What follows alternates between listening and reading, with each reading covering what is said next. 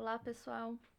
Na aula de hoje, nós vamos continuar o assunto iniciado na semana passada, a respeito de saneamento básico e saneamento ambiental. E dando continuidade para finalizar esse assunto de saneamento básico e ambiental, na aula de hoje nós vamos falar a respeito da importância do saneamento básico e ambiental para a sociedade. Então, nós teremos os seguintes tópicos: importância do saneamento básico e ambiental para a sociedade, panorama do saneamento básico no Brasil, reflexos do saneamento básico na sociedade, em relação principalmente à saúde, à rede de ensino, ao saneamento básico relacionado ao aumento da renda do trabalhador e também os efeitos imobiliários relacionados ao saneamento básico. Nós vamos começar assistindo uma série de vídeos que vão trazer alguns dados interessantes, alguns conceitos também, que são bastante interessantes de sabermos, relacionados à importância desse saneamento básico e ambiental para a sociedade, principalmente a sociedade brasileira. E no final, mais pro meio do meio da aula para o final, eu vou trazer alguns conceitos também e alguns dados que também são importantes para fechar esse nosso assunto, tá bem?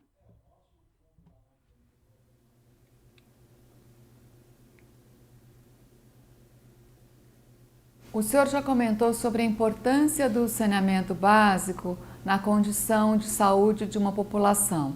Você pode falar um pouco mais sobre isso? Sem dúvida. O problema da nossa epidemia no Brasil, aliás, uma das causas da pobreza do Brasil é justamente a falta de saneamento básico. Certo? O saneamento básico é necessário para o desenvolvimento de qualquer país. Quem fez saneamento básico no canal de Suez conseguiu completar o canal. Quem não fez, morreu no caminho. O Panamá foi a mesma coisa, certo? Foi saneamento. Por que os países da Europa e da América do Norte estão desenvolvidos? E a China? Porque eles investiram em saneamento básico antes de investir na industrialização, certo? A falta de saneamento básico causa aumento de doenças infecciosas, aumento de queda de produtividade, tanto no trabalho como intelectualmente, maior incidência de doenças sobrecarregando nosso sistema de saúde, certo? Leva a maior mortalidade entre crianças, certo? E leva a um custo social e médico que vocês não têm avaliação. Os países pobres da África, os países pobres do Oriente Médio, são justamente os países que não têm saneamento básico. Os países que investiram, a Arábia Saudita, Omã, que estão no meio em saneamento básico, são países prósperos, certo? A Argentina está mais, em termos de saúde, melhor que o Brasil porque tem saneamento básico. Nós não temos o adequado, nós temos muito a caminhar, certo? Então, eu acho que sempre, o país que não investe em saneamento básico é um país destinado à pobreza eterna. Porque quando você falta saúde, falta saneamento, sofre a população toda, todos, mesmo quem tem saneamento básico. Então, é pouco investido, é uma prevenção, é chamado medicina preventiva, certo? Para que você não tenha que os gastar em medicina curativa. Tratar os vermes, tratar as pneumonias, tratar os tumores, câncer inclusive causado por falta de saneamento básico. Isso é um custo que nós podemos investir em outras coisas. Com certeza. Desde que nós fazemos a lição básica, certo? Promover saneamento para toda a população. Com isso, não teremos mosquitos, não teremos chagas, não teremos leishmaniose, não teríamos tuberculose e não teríamos lepra. Que, aliás, o Brasil é campeão mundial nos dois. De lepra Tuberculose e lepra. O Brasil é a segunda maior população de tuberculose do mundo e a segunda maior população de lepra no mundo. Só atrás da Índia. Mas a Índia tem 1 bilhão e nós só temos 200. Então, nós somos campeões mundiais em incidência. Vamos para o próximo vídeo. Olha só, gente, principalmente nessa época do ano, nessas reportagens que a gente faz sobre os bairros que mais sofrem com as chuvas de verão, as imagens do lixo acumulado, as imagens da falta de saneamento básico nestes locais chamam muito a nossa atenção. E a falta de saneamento básico, que ainda é uma realidade no Brasil, é um fator fundamental para o desenvolvimento de epidemias, como a dengue e o Zika vírus. Hoje à tarde, inclusive, o Ministério da Saúde deve divulgar os novos números de casos suspeitos de microcefalia que podem estar relacionados com o Zika vírus. No último levantamento de 5 de janeiro, quase 3.200 casos suspeitos da doença já haviam sido notificados em todo o país. Para falar sobre esse assunto, sobre essa relação da falta de saneamento básico com o surgimento de doenças, a gente recebe hoje aqui o médico patologista neuromuscular Beni Schmidt. Oi, doutor Beni, boa tarde. Boa tarde, Marcelo. Muito obrigado por ter aceitado o nosso convite. Eu é que agradeço essa oportunidade. Qual é o alerta nesse momento? O alerta é para o governo tomar uma atitude em relação ao saneamento básico. A gente viu que, por exemplo, no Rio de Janeiro, né, depois do Réveillon, toneladas e toneladas do lixo. Mas não basta só o governo investir em saneamento básico, é preciso um amplo programa de educação ao brasileiro, que jogar lixo na rua, a latinha de plástico, ela demora a desaparecer. Eu acho que essa é uma mensagem importante. Saneamento básico, saneamento básico. Saneamento básico, Márcia, é sinônimo de higiene. E higiene é sinônimo de saúde, de medicina preventiva. Pois é, a gente chama muita atenção essa coisa da falta de educação, porque não adianta a gente cobrar das autoridades e do governo obras de saneamento, piscinão, polders e tudo isso que a gente tem falado, se a pessoa pega um sofá, compra um sofá novo, mas pega o sofá velho e joga na esquina da casa, né? Como é que o senhor, como médico, acompanha essa questão da educação? O que é preciso fazer para que a população tenha essa consciência de que a parte dela é muito importante no processo? Eu acho que o governo precisa ser melhor orientado para dar mais verba para a educação no nosso país. Verba não só a nós, profissionais médicos, mas mais verba aos educadores do nosso país, aos professores da rede primária, né? Porque ensinar para as crianças é mais fácil que ensinar para um adulto. Então, eu acho que a educação tinha que começar pelas crianças. E esse fator de educação é muito importante no nosso país e não é visto com tanta importância assim. Qual é a expectativa que o senhor tem para essa divulgação no Ministério da Saúde hoje à tarde para novos números de casos de microcefalia relacionados ao Zika vírus? O que o senhor espera para hoje à Olha, tarde? o Zika vírus, Márcia, ele não causa microcefalia. Não é fator etiológico de microcefalia, né? E digo isso como neuropatologista que sou, né, há muitos anos. Ele tem uma relação com a microcefalia, assim como a rubéola, a citomegalovírus e toxoplasmose, mas que ela ainda precisa ser melhor estudada. A gente não compreende direito o que está acontecendo. Esse é o momento de estudar. Agora, se tudo isso for verdade, é uma coisa bastante grave e a Organização Mundial da Saúde precisa ser chamada. Então, pesquisadores americanos, europeus, precisam vir ao Brasil para nos ajudar a entender exatamente o que está acontecendo. Mais ou menos o que já está acontecendo com a participação dos médicos que vieram, dos senegaleses que vieram do Senegal falar sobre o ebola, sobre o combate à epidemia. Eu acharia muito estranho ter chamado profissionais do Senegal, porque Dakar não é um exemplo de saneamento básico. Eu tive a oportunidade de trabalhar na embaixada, por alguns dias na Embaixada Brasileira em Dakar, e é uma cidade que absolutamente ela tem um saneamento básico péssimo, né? Então causa estranheza. Porém, o Paulo Zanotto é um top de linha virologista do nosso país, então ele deve saber quem ele convidou, né? Mas a gente precisa de muito mais, porque é grave e esse é o momento de se estudar para entender o que está acontecendo. Como é que o senhor está trabalhando esse assunto? Eu estou estudando, né? Então estou estudando a parte de virologia. O Zika vírus provavelmente ele foi importado na última Copa do Mundo, como foi importado o chikungunya. O Evaristo Miranda, da Embrapa, deu uma entrevista muito bonita no domingo passado, falando sobre a importação dos vírus. E agora, na próxima Olimpíada, a importância na Olimpíada de a gente ter as cidades limpas, né? De cuidar da coleta, do tratamento de lixo, cuidar do tratamento do esgoto. O brasileiro, por exemplo, precisa entender que o esgoto pode virar água tratável, consumível, potável, né? Reaproveitada, né? Reaproveitada. E dar água potável a toda a população brasileira não é tão caro assim, né? Então, o governo poderia começar, Márcia, seria uma atitude extremamente inteligente do governo começar dando água potável a todo cidadão brasileiro. Doutor Beni, para a gente fechar, qual é a mensagem para quem está em casa, lá no sofá nos acompanhando? Olha, eu como pagador de impostos, assim como todos vocês, eu gostaria de ver medidas mais inteligentes. Eu acho muito mais inteligente a gente investir em saneamento básico do que colocar o nosso exército na rua invadindo as casas para matar mosquito. Tá aí, conversei com o Dr. Beni Schmidt. Muito obrigada pela participação. Esse é um assunto que obviamente não se esgota. Quero contar com o senhor aqui em outras oportunidades. Por enquanto, muito obrigada. Eu é que agradeço essa oportunidade e boa tarde, Márcia. Uma boa tarde para o senhor também. Até uma próxima oportunidade. Então, pessoal, vocês viram que o saneamento básico ele é extremamente importante por diversos fatores. Aqui nessa reportagem ficou um pouco mais... Eles ficaram um pouco mais centrados nessa questão do Aedes aegypti, comentaram a respeito da zika, chikungunya, da dengue, que há alguns anos é um problema sério no nosso país.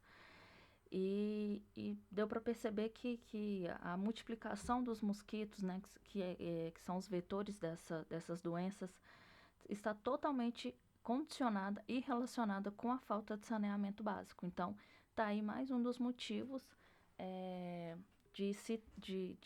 mais um dos motivos da importância de se ter esse saneamento básico em todas as regiões brasileiras. Bom, agora nós vamos passar a falar um pouquinho do panorama do saneamento básico no Brasil. Aqui eu coloquei 2 vídeos, em um deles vocês vão ver um pouquinho da população entrevistada, o que essa população que não tem acesso ao saneamento básico acredita, que sejam os problemas do saneamento básico não chegar na região delas, quais são os problemas enfrentados, então a própria população contando um pouquinho a respeito dessa falta de saneamento básico nessas regiões, e um segundo vídeo falando a respeito dessa questão da falta de saneamento básico, mas mais da parte profissional, então mais especialistas e profissionais que trabalham na área, explicando um pouquinho a respeito dos problemas relacionados à falta de saneamento básico.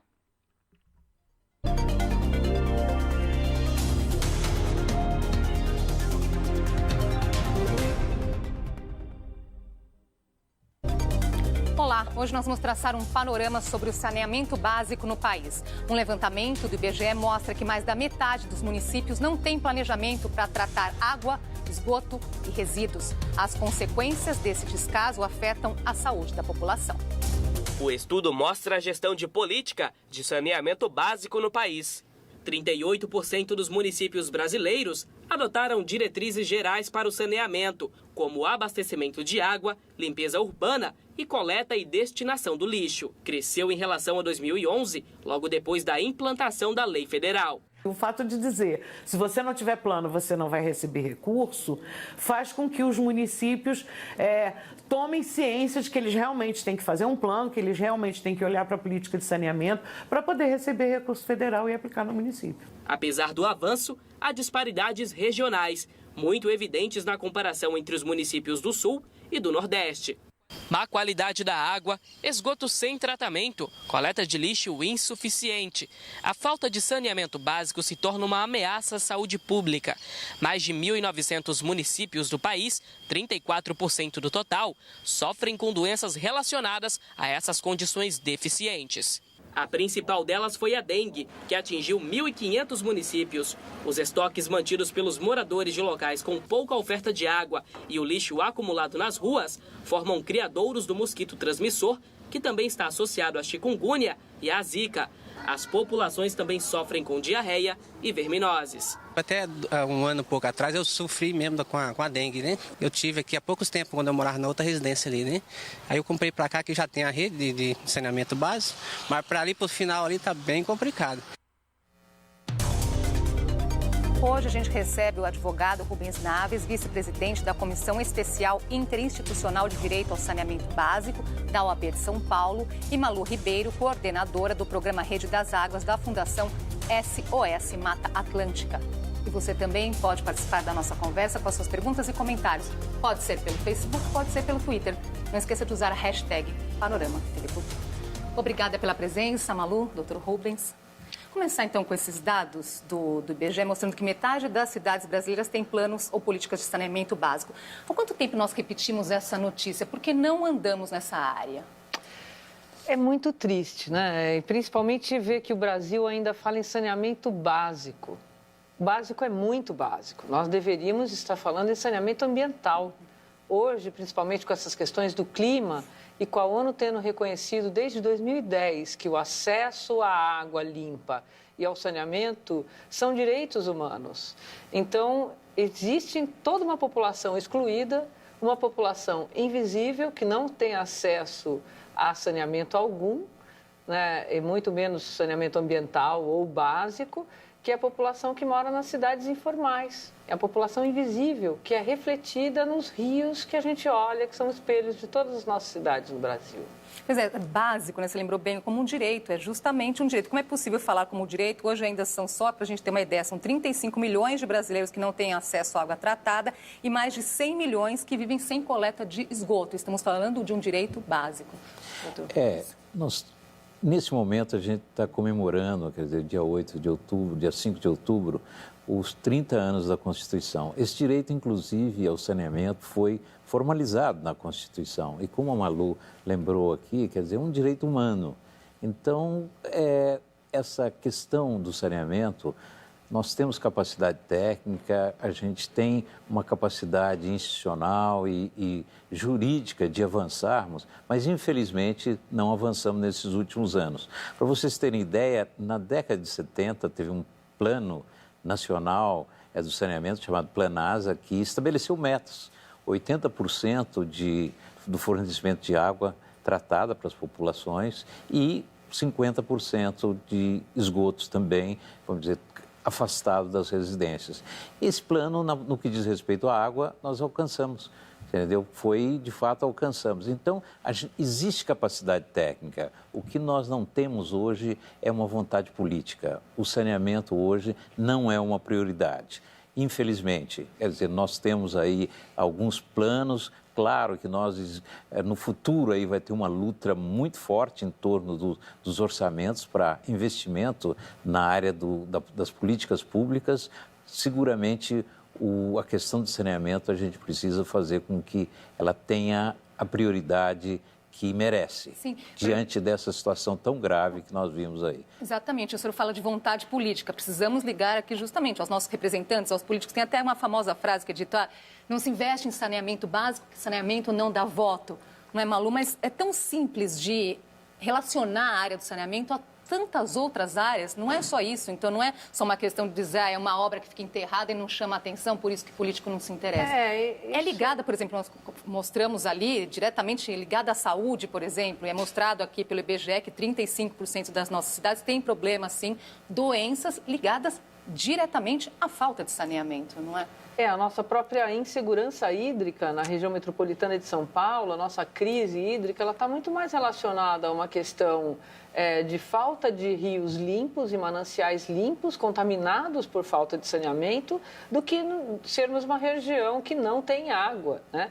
Qualquer pessoa que chega de avião na nossa região, que vem de outros países, principalmente, se depara com a represa Billings, fala, como vocês não têm água? Só que nós podemos usar uma pequena parcela da água da Billings, porque o Tietê, o Pinheiros, nossos grandes rios aqui na bacia do Alto Tietê estão poluídos. E esse descaso com o saneamento, ele vem de longa data, eu acredito até que muito associado à nossa falsa ideia de abundância, de que nós tínhamos muita água e que a gente podia se dar o luxo de usar rios para diluir esgoto. Não pensando como um recurso finito, então. Exatamente, e dotado de valor econômico, não é? A água, ela tem um valor econômico e o saneamento é um serviço. Agora, é muito complicado. O Brasil tem uma política de água que é feita por bacia hidrográfica, que é uma gestão integrada de planejamento estratégico de meio ambiente, urbanização, habitação e etc. E tem no saneamento ainda um tratamento por caixinhas. O resíduo sólido numa caixinha, o tratamento de água e o tratamento de esgoto em outro, e várias crises de competência entre os entes federados. Agora, os estudos mostram, falta de estudos nesse sentido não é, porque mostram, né, que a falta de saneamento gera aí prejuízos. Tem um outro dado para a gente ter uma ideia de internações de pacientes no SUS em 2017, apenas por doenças causadas pela falta de saneamento e acesso à água de qualidade. Geraram um custo de 100 milhões de reais. Os números mostrando o prejuízo.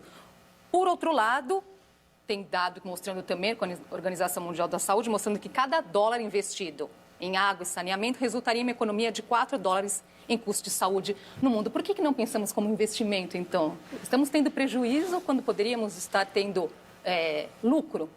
Exato.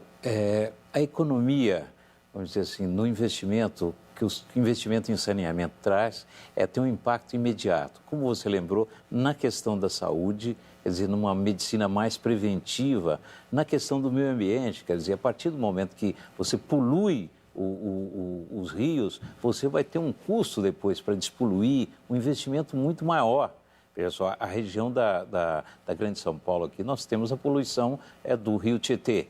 Quer dizer, os investimentos aí são vultosos, vamos dizer, investimentos porque, vamos dizer, a maior carga poluidora quase é na área do saneamento ambiental, tanto a parte de esgotos como a parte de lixo, etc. Então, vamos dizer, a conexão saneamento com outras áreas é muito grande. Eu, por exemplo, para uma melhor compreensão, eu sou um militante na área da criança e do adolescente. Então, a mortalidade infantil foi uma grande luta das organizações sociais e dos governos para reduzir a mortalidade infantil. Quer dizer, e ficou muito claro que a partir do momento em que você investe em saneamento, melhora as condições de abastecimento de água e tratamento de esgoto, quer dizer, há um impacto direto na questão da mortalidade infantil. Inclusive, foi salientado agora pela pesquisa do IBGE, é justamente que você corre um risco da volta de algumas doenças, algumas endemias, no momento em que você deixa de investir pesadamente no saneamento algumas básico. Coisas que já tínhamos resolvido, não é?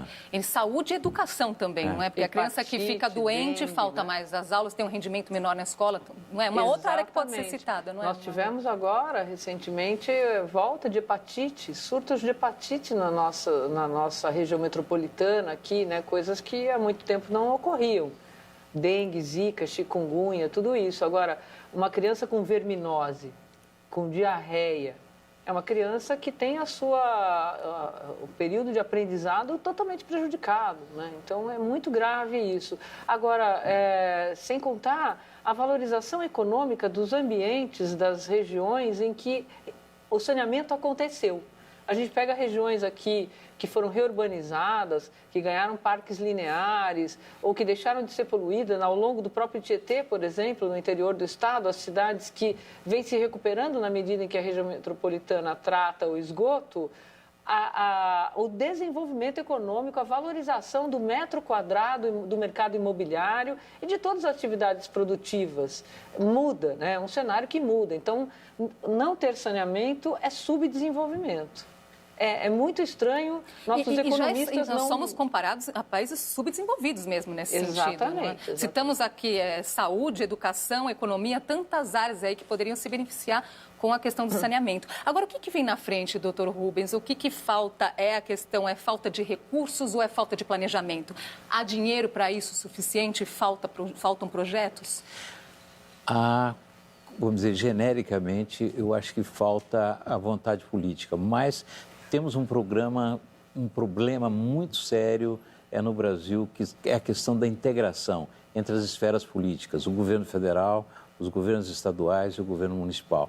Quer dizer, precisa haver uma integração maior aí. Esses papéis, não precisa haver uma mudança na lei, mas preciso haver, vamos dizer, um planejamento mais integrado, ao mesmo tempo ações mais integradas. Nós temos uma estrutura, há uma tradição hoje no Brasil de empresas públicas, empresas de sociedade de economia mista, autarquias, que têm uma grande experiência, inclusive com programas de avanços tecnológicos muito significativos. Então, por que esse avanço não significa uma redução desses índices que são mostrados aí pelo IBGE? Porque há uma necessidade de um aporte de recursos, é uma questão de decisão política, de investimento, de uma consciência. Consciência não só dos governantes, mas também da sociedade. Eu acho que o controle social é importante. E a gente já viu que no Brasil, quando há uma participação da sociedade, há uma cobrança, aqui em São Paulo a gente tem o exemplo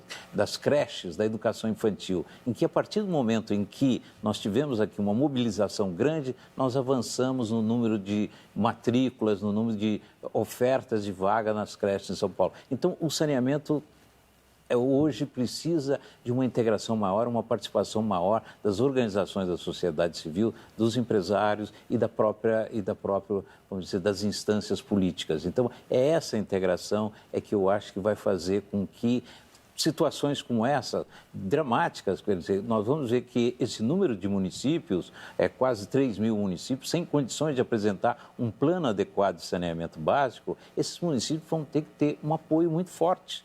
E tecnologia, técnicas e instâncias com capacidade de elaborar planos e implementar políticas, nós temos. Agora, é preciso essa decisão, essa mobilização. Agora, eu fico pensando, Malu, você começou aqui dizendo, nós estamos falando do básico, quando deveríamos aqui estar pensando em outras coisas, não é? Na questão ambiental. Uma fundação como a da Seriedade da SOS Mata Atlântica, imagino, assim, que nessas conversas até de trazer investimentos, estamos perdendo também investimentos nesse sentido em outras áreas. Como é que nós somos vistos aos olhos lá de fora quando Com ainda certeza. pecamos em questões tão básicas? Olha, o Brasil recebeu em março deste ano o 8º Fórum Mundial da Água, que foi sediado em Brasília. As maiores autoridades em recursos hídricos, água e saneamento estiveram reunidas durante uma semana em Brasília, justamente com um chamamento da ONU e da Unesco para se colocar a água na agenda política, na agenda estratégica dos países, né? E colocando que o esgoto é o ouro negro da humanidade hoje. O aproveitamento que se tem dos investimentos de saneamento para geração de gás, para geração de energia, geração de saúde, de investimentos em serviços, em tecnologia, né? Tudo isso gira uma roda de desenvolvimento e de igualdade social que nós estamos deixando de lado, né? Nós temos um fator também muito perverso no Brasil, que é empurrar para os municípios uma competência grande, tratando igualmente os municípios, um município como São Paulo e um município como uma pequenina cidade de 2 mil habitantes do interior ou de menos que isso, até uma cidade de 800 habitantes em Minas, para fazer a mesma atribuição.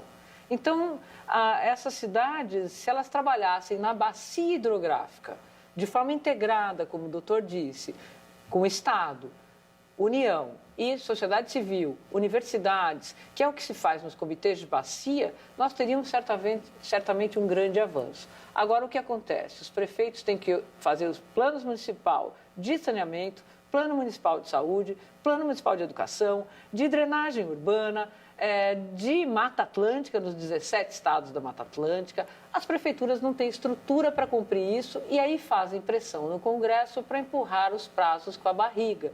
Nossa universalização do saneamento, ou seja, zona rural, zona urbana, 100% de esgoto tratado, 100% de água tratada e coleta, deveria ter acontecido em 2018, neste ano. Nós estamos longe disso. Agora já foi para 2030. 2030. Já empurrou mais com a barriga. Mais um pouco. Vou fazer uma pausinha aqui na nossa conversa e a gente volta já.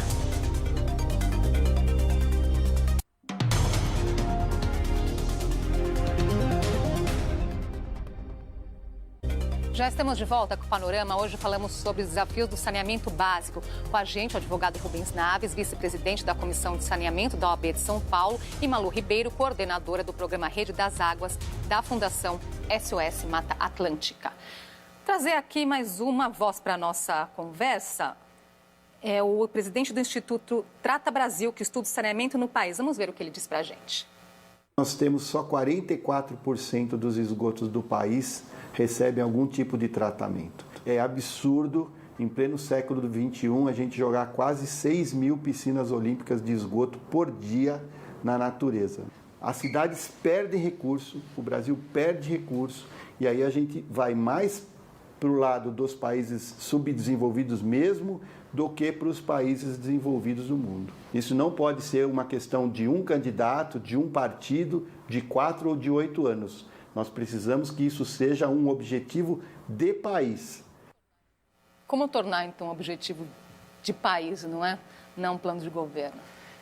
Precisa haver continuidade, né? Continuidade no sentido de que essas ações precisam ser mais coordenadas. Quer dizer, a pretensão de essa medida provisória, que nós estamos tratando dela aqui, quer dizer, uma medida provisória que traz um conteúdo muito forte de centralização, quer dizer, transformar o nosso federalismo mais centralizado, dar mais atribuições para a União, quando, na verdade, isso deveria ser tratado no plano. A competência constitucional é do município cuidar da parte do saneamento.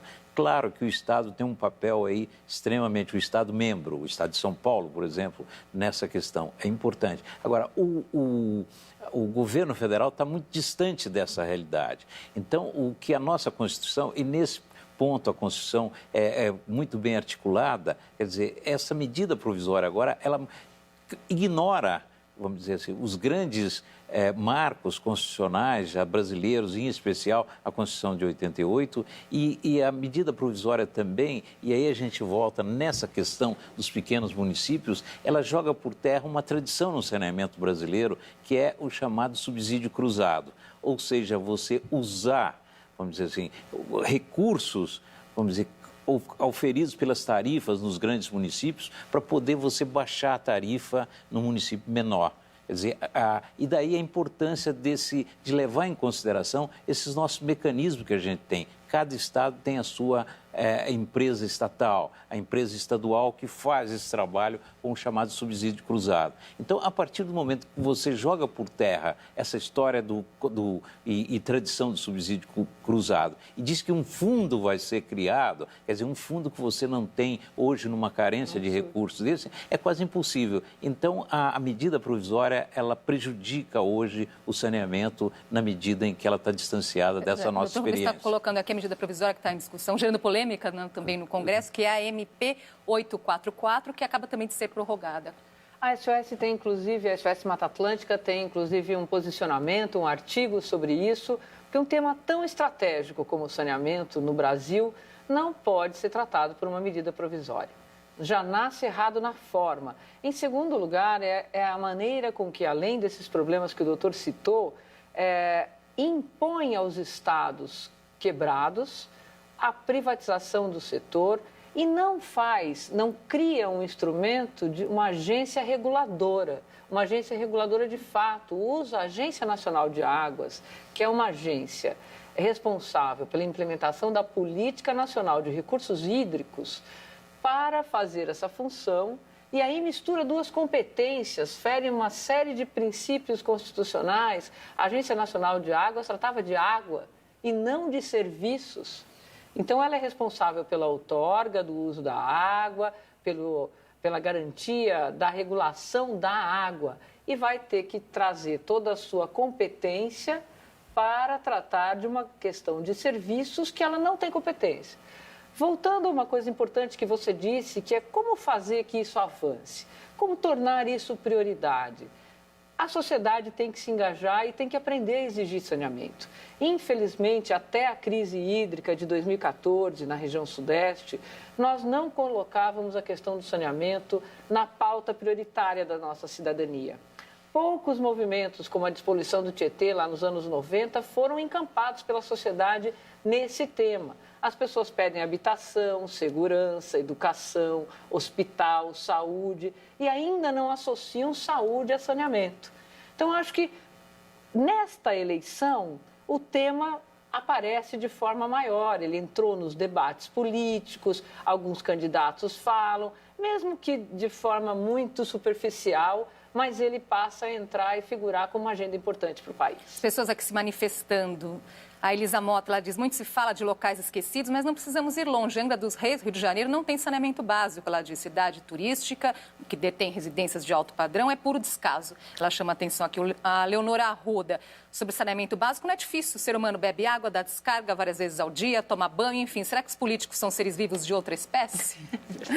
E o Arthur Rafael, imagina os marqueteiros dos políticos vendo o panorama da TV Cultura e já preparando suas promessas de 100% de saneamento no horário político, doutor Rubens. Aproveitar que ele está falando aqui das promessas, como estão os planos, né? A Malu chegou a citar aqui os planos para o saneamento dos nossos candidatos. Infelizmente, os planos são extremamente genéricos. Quer dizer, nós não temos metas, vamos dizer assim, objetivos específicos de quanto você vai melhorar o saneamento. Qual é o papel, por exemplo, do governo federal? Quer dizer, ele tem um papel muito forte, poderia a própria Associação Brasileira de Engenharia Sanitária e Ambiental tem uma proposta, por exemplo, de você trazer mais recursos para o governo federal incentivar o saneamento com diretrizes, mas num plano político. Você não precisa de mudança na legislação para você implementar algumas diretrizes por meio de, vamos dizer assim, de fundos federais para você apoiar esses pequenos municípios que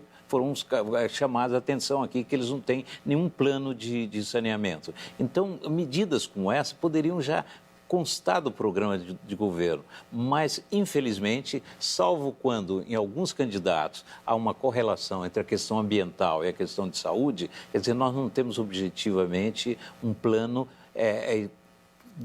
para que possibilite um diálogo com a sociedade para a gente avançar nessa questão do saneamento básico. E os nossos economistas, né? Essa agenda política está muito pautada em cima de planos econômicos, do que será o novo pacote do Brasil. E essa questão do saneamento não é vista por esses economistas clássicos como uma questão estratégica e como uma questão, por exemplo, uma desoneração fiscal para o setor de saneamento, já resultaria em várias ações de investimento. Quando você tem acesso a um programa habitacional, ele já deveria vir com saneamento. Tem até um estudo da FGV sobre isso, que fica claro também, trazendo em números, mostrando que cada R$1.000 investidos na expansão de redes de saneamento, o país recebe de volta 1.700 em benefícios sociais. Quer dizer, mostrando aí justamente o investimento que tem retorno. Uma palavrinha final sobre o nosso assunto de hoje. Eu acredito que a mobilização da sociedade, quer dizer, em prol do saneamento, no sentido de fazer com que o saneamento se torne uma pauta concreta no mundo político, uma pauta, inclusive, conservando e melhorando e aproveitando o que é de melhor na nossa experiência, entendeu? Existe uma experiência, vamos dizer, as empresas privadas têm uma experiência, são bem-vindas nesse processo, mas não precisa uma alteração, vamos dizer assim, radical como essa da medida provisória 844. Entendeu? Então, nós podemos caminhar, veja só, no sentido de fazer valer os princípios, a lei já que existe, os princípios constitucionais, a lei já existe, a lei é uma lei de diretrizes nacionais de 2007, uma lei que nós levamos quase 30 anos para discuti-la no Congresso Nacional. Então, não se pode atropelar agora esse sistema. Nós esperamos que o Congresso Nacional rejeite essa medida provisória. A sociedade já apontou por várias organizações que ela é absurda, né, na forma e no que traz, né, de retrocessos, e que o nosso cidadão agora, no momento da eleição, exija saneamento, água limpa como um direito humano. Essa é uma grande causa da SOS. Nós elegemos 5 causas para os candidatos a essa eleição, e acho que é um jeito de ajudar aquelas pessoas que estão em dúvida, para que, na hora de escolher, veja se esse compromisso que vai refletir na sua saúde, na sua sustentabilidade, está na agenda dessa pessoa em que você pretende votar. Muito bem. Obrigada pela presença de vocês aqui hoje, Malu, doutor Rubens. Até uma próxima oportunidade. Obrigado. Obrigada pela sua companhia e até a próxima. O vídeo, né, trouxe alguns conceitos, alguns dados, algumas informações bem interessantes a partir de profissionais e representantes da área de saneamento básico no Brasil. Discutiram também a questão ambiental, que nós temos discutido desde a aula passada, a questão ambiental relacionada também à questão do saneamento básico. Então, também eles trouxeram essa discussão bem interessante, como é absurdo a gente ainda estar discutindo saneamento básico atualmente, sendo que a nossa discussão deveria ser saneamento ambiental e não mais o básico, que já deveria ser disponibilizado para todos, sendo que ele é básico, né? Mas a realidade que nós temos não é essa. A realidade que nós temos é que muitas pessoas ainda não têm acesso nem à água potável, a tratamento de esgoto e a coleta de resíduos e rejeitos. Então, eu achei bem interessante porque trouxeram dados atuais e informações importantes para o nosso assunto. Eu vou parar o vídeo por aqui para não ficar muito grande e volto num próximo.